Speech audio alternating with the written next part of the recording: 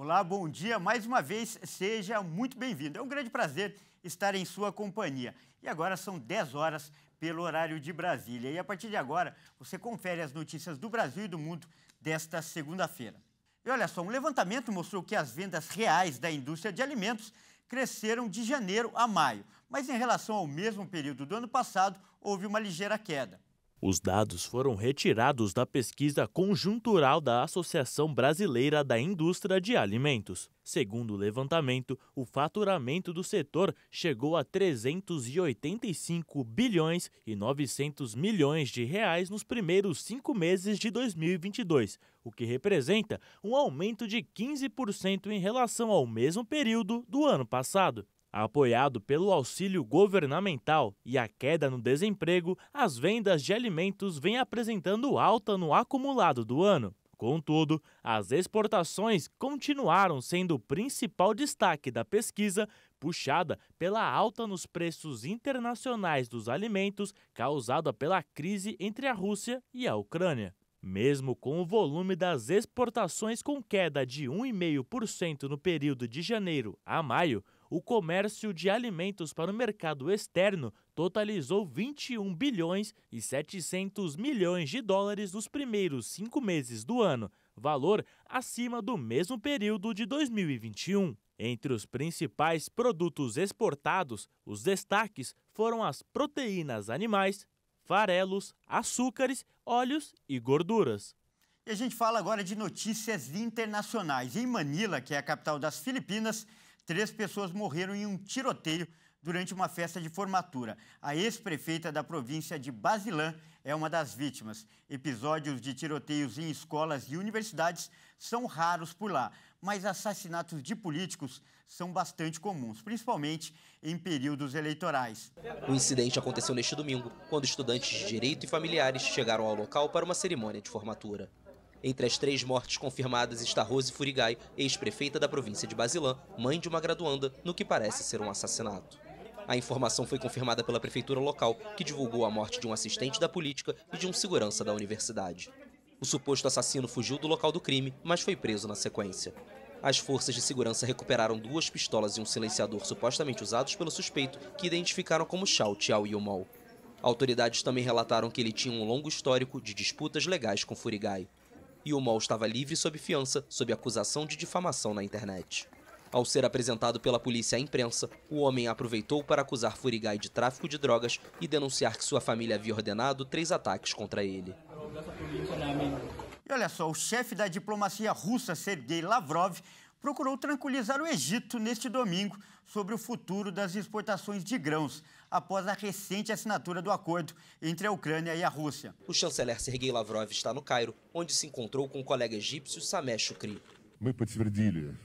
Confirmamos o compromisso dos exportadores russos de grãos de cumprir todas as suas obrigações. O presidente Vladimir Putin também enfatizou isso em uma recente discussão por telefone com o presidente egípcio El-Sisi. O acordo assinado na sexta-feira com a participação da ONU e Turquia prevê a criação no Mar Negro de corredores seguros para a circulação de navios mercantes, que a Ucrânia e a Rússia prometeram não atacar. Este foi o primeiro grande pacto selado entre Kiev e Moscou desde o início da invasão russa.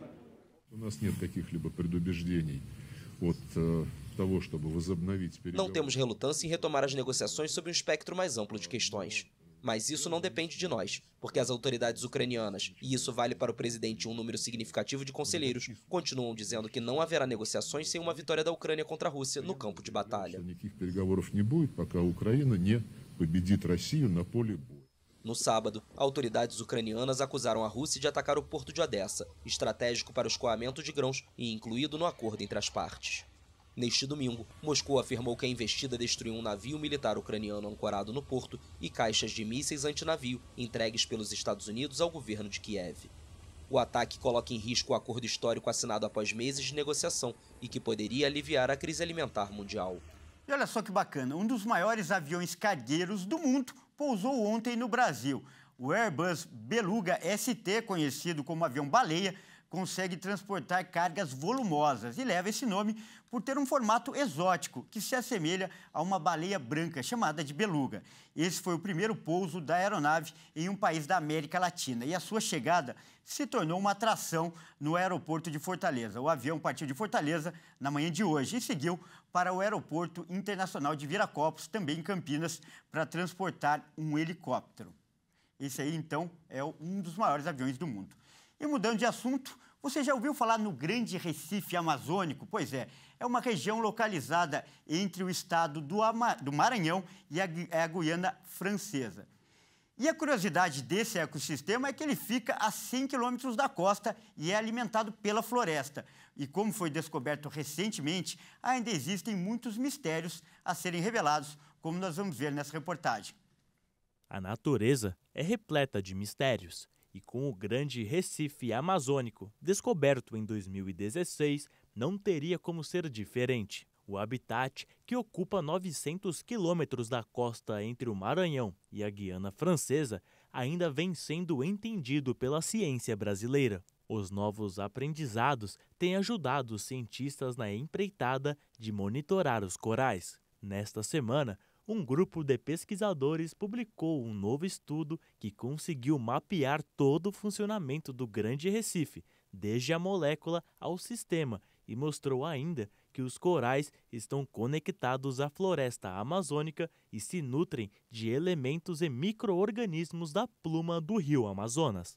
Os corais são riquíssimos por estarem repletos de espécies endêmicas, muitas das quais ainda são desconhecidas, como as esponjas gigantes com até 2 metros de diâmetro e que pesam mais de 100 quilos. Além disso, o Recife é um habitat importante para cardumes de peixe e para a vida marinha em geral. Os seus 56 mil quilômetros quadrados é extremamente rico em biodiversidade. Agora, a região está sendo tratada como um megabioma. Isso pelo fato dele estar interligado com outros 2 pontos importantes para a fauna e a flora brasileira. Esse megabioma é composto pela maior floresta tropical do mundo, com o maior sistema de manguezais do Atlântico e o maior sistema recifal do Atlântico Sul.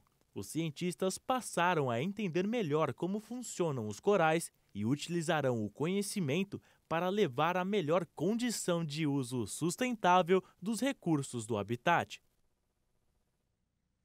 Olha, e notícias como essa revelam que a riqueza natural do nosso país é realmente incalculável. Bom, e essa edição fica por aqui. Eu agradeço demais por sua companhia e convido a continuar ligado em nossa programação, porque às 11 horas a Daniela Parisi traz mais notícias para você. Até mais!